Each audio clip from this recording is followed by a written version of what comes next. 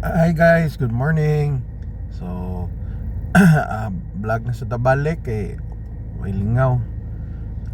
Ang purpose aning vlog magbasin na possibility magsige na lang kog vlog kay magsigog upload kay murag para nako murag mao ni siya himuon nako og kuan sa akong mga anak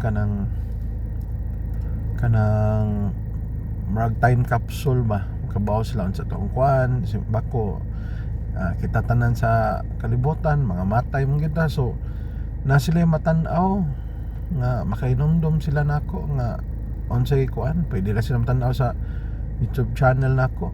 So mo ni akong kuan posible nga akong mga anak mag-vlog lang mi og kanang mga kaon-kaon, mga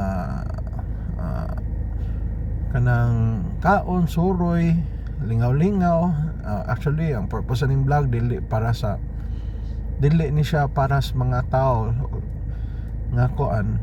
Ang purpose ning vlog para sa akong mga anak nga when the time comes nga mamatay ko, at least na makahinomdom sila nga kuan, makita ra ko nila sa Facebook unsa akong kaagi sa mga anak, mga kalingaw namo sa mga kalingaw sa kinabuhian, unsay mga agian namo mahinomduman kay